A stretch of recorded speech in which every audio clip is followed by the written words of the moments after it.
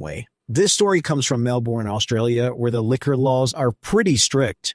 We had a local pub near work that did $5 wines and beers during happy hour. It was a bit of a dump, but we didn't mind. 3 of us would go regularly every Friday to relax. We usually bought rounds for each other, so 3 at a time, or maybe just 1 each if not all of us wanted to top up. Since this is a modern world, we'd pay by debit and just tap our card on the little machine. Simple. Easy. One week, I get to the pub before the others, so I went to order a wine for myself and reserve a nice table in the sun. When I went to pay, the bartender informed me of the manager's new rule. To pay by card is now a $20 minimum. For cash, a new ATM had been installed in the corner that only gives 20s and charges $3.50 per cash out, of which the bar gets a good cut.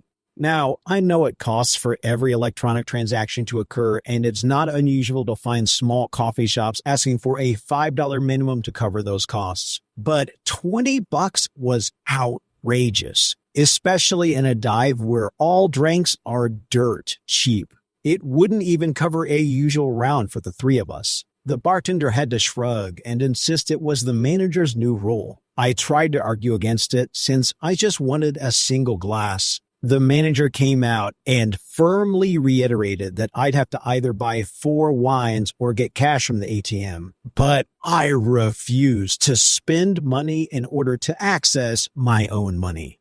I asked for 4 wines. Now, I'm a petite woman. It doesn't take too much to get me sloppy. I paid by card and sat there at the empty bar and pounded these 4 cab sabs with the same speed that I'd usually nurse 1. By the time I'd finished, my friends were still not there. I asked the bartender for 1 more glass of wine. The manager was also still there, cleaning glasses. He told me again what he was instructed to say before. There's a $20 minimum, so I ordered 4 more wines.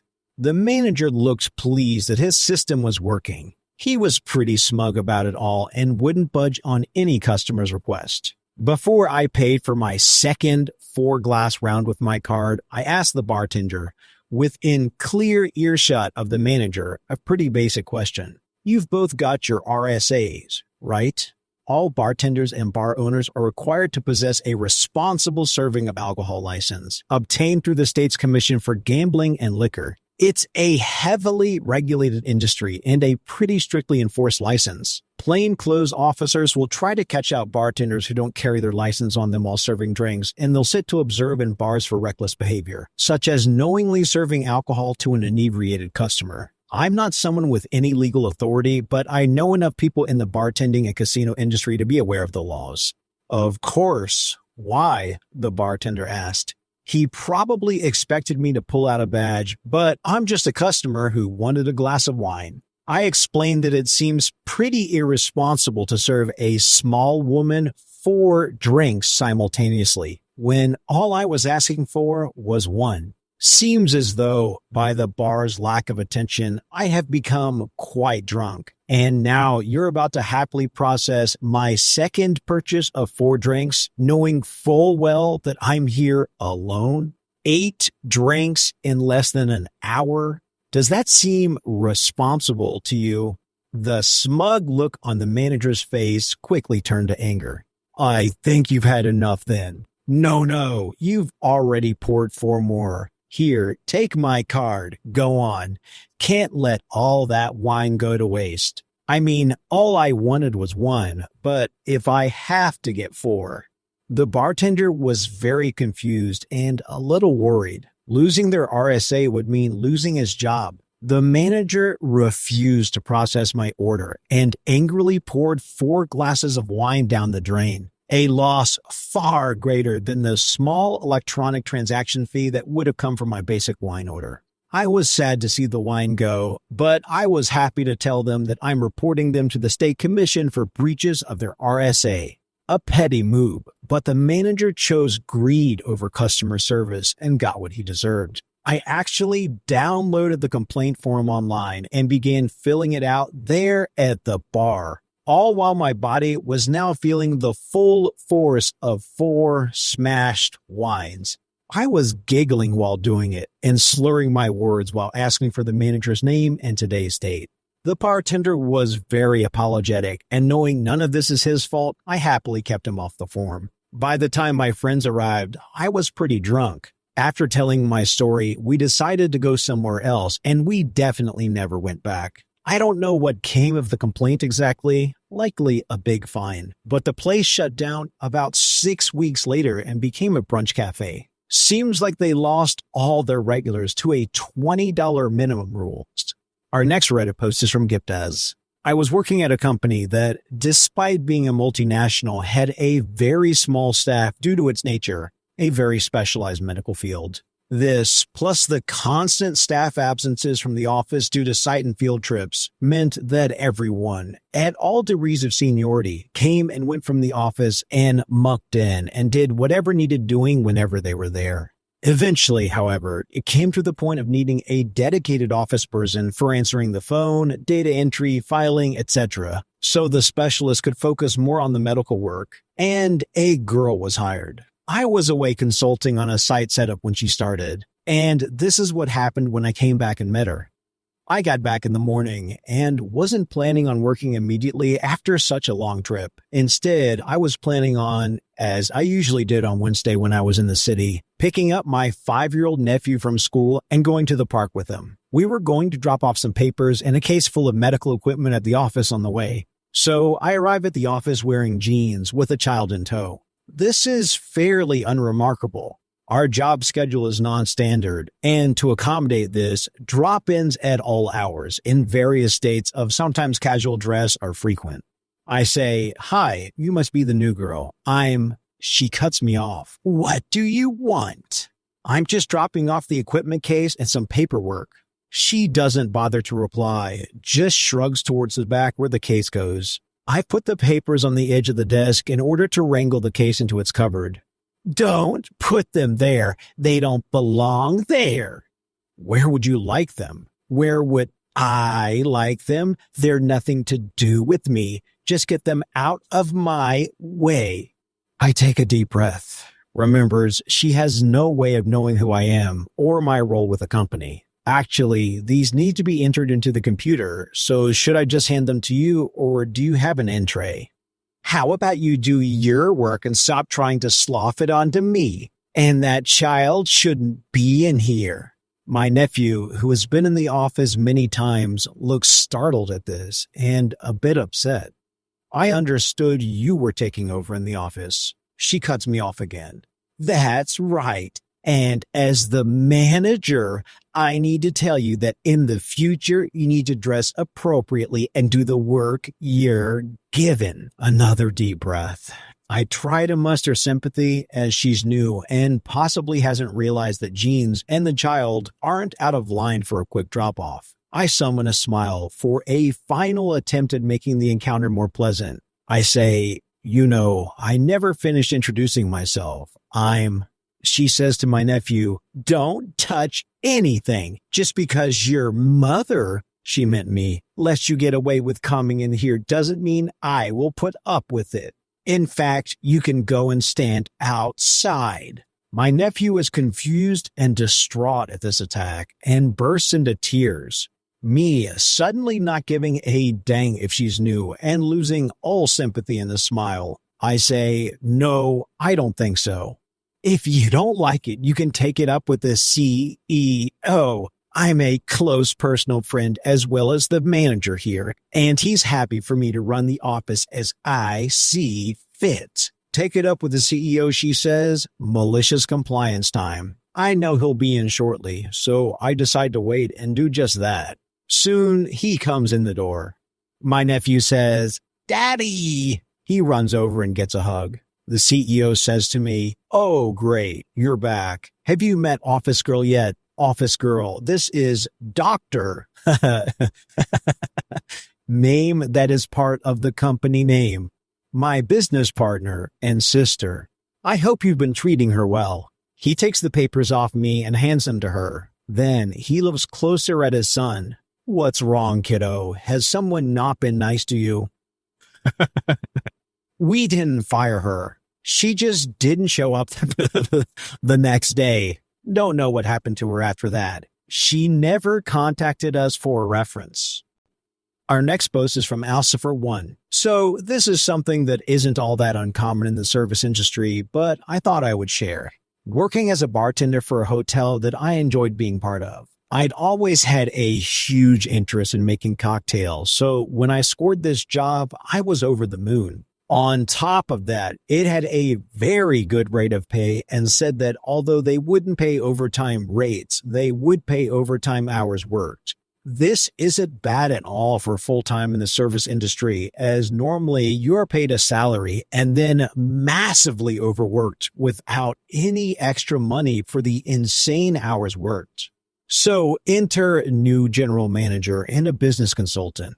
They've been recruited to try to save the restaurant and bar some money, as it's making no profit whatsoever. Now, there is an obvious reason as to why it makes no money in the restaurant. The bar made 3 times the profit expected, and that is as follows. First, employing a team of 50 people per day, every day, is a huge drain on your income when your income does not compensate.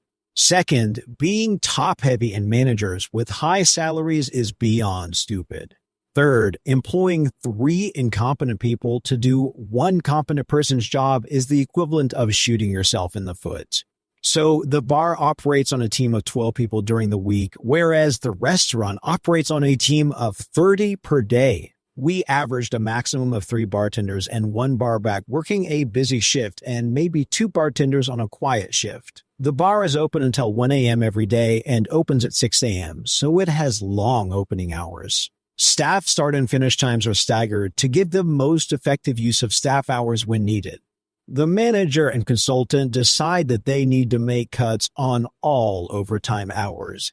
Sensible decision. But they decide to start making cuts in all the wrong places. Bartenders first. A meeting is called and all bartenders attend. It's explained to us that we will be receiving less overtime hours, so expect to be put on less shifts. More time at home. This is a win-win so far. What they neglected to tell us is that they would be pulling people from the busiest shifts, as these had the latest close times and often accrued the most overtime hours. So we end up short-staffed, being hit with complaints from slow service, and the staff start to get annoyed and look for work elsewhere. We ended up increasing our overtime hours as we had to work later than expected because we had less staff than needed to do a quick close down. 2 months later, and the remaining staff start muttering about their pay being much lower than usual. So we club together and start working out how much we've lost and how much we are being paid. It turns out that no one has been paid for a single hour over their contracted minimum. Now, to some people, this may not be much, but for us, it's anything between 40 and 80 hours a month extra. I spoke to the new manager in a meeting in which consultant declared he had to attend. The conversation went as follows. I say, it's come to my attention and the attention of many of the staff that we are no longer being paid for the hours that we work. Is there an error in payroll or is something else going on? Pay slips don't reflect what we are working, and our hours accumulated have been changed to salary. The manager says, well, we have had to cut costs, like we said several weeks ago. As a result, you aren't getting as much overtime, so your pay has dropped. Now, I'm a stickler for counting my hours worked. I take photos or film when I clock in and out every day. I then enter those times into a spreadsheet that automatically calculates normally hourly wage, deducts time taken for a break, and then adds additional overtime. This operates on a monthly basis and pumps out a figure which should reflect my monthly wage. 99.9% of the time, it was correct. The only times it wasn't was where the odd 15 minutes was missed off by payroll, but I didn't really care much about that. I pull out my laptop, hook it up to a projector, and go through each cell and explain how it works, much to the amazement of both manager and consultant. I then pull out my last 2 months of hours worked, compare them to my new pay slips, and have a slideshow running on the other half of the screen with pictures of my documented clock in and out times. With this piled against them, they decide to try and sweep it under the proverbial rug. Their idea is that if they just ignore it, I'll drop it and find work elsewhere like the others. However, after 2 further weeks of no response, my team and I make an ironclad deal between ourselves. If we aren't getting paid more than our minimum hours, then we won't work a single minute more. Roll on to a busy weekend immediately after payday. No one has been paid their extra hours, so the plan goes into effect. We all monitor the time and one by one start immediately dropping what we are doing, apologizing to the customers, and leave. It takes an hour before the GM figures out what is happening, at which point there are 2 people working a crazy busy bar. I'm approached by the manager. Where are the others? Why have they left? What's going on? Well, we don't get paid to work more than our minimum, so why should we bother continuing on past our paid hours? The others have gone home because they know they won't be paid for anything past that time. That's ridiculous. You can't just walk out and leave the place like this. Actually, I think you will find that we can and will. Now, the bar was busy. Having only myself and one other on it at this point meant we were losing money through lack of service, slow service, and through apologizing for bad service in general. This very quickly started piling up into the thousands. I think you should be aware that my shift ends in the next 15 minutes and the other bartender will be leaving in the next 30 minutes. This was at 8:30 p.m. on a Friday night. For some reason, the manager just ignored me and scurried off back into the restaurant. 15 minutes later, I left. 15 minutes after that, my colleague left. Minutes after that, the entire bar effectively went under. We all met in another venue with phones turned off, enjoying a drink and laughing about what had happened. We were pulled into a meeting with HR and management the following week to discuss our behavior.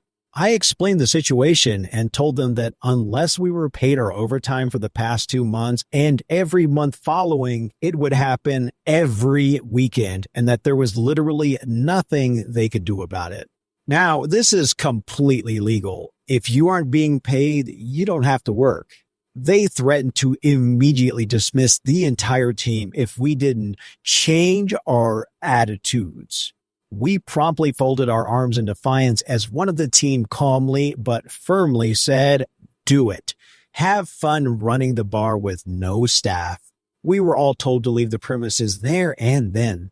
In the following months, we all learned that the place had never recovered as we had sent out messages on a local bartenders group stating that whoever worked there would not be treated properly and would not receive the correct pay. It switched from a high-end cocktail bar down to a standard pub-style bar and then finally closed altogether for renovations. The hotel was eventually taken over by a global company and underwent extensive renovations. We all found jobs fairly quickly after leaving, but never saw our 2 months unpaid overtime, sad.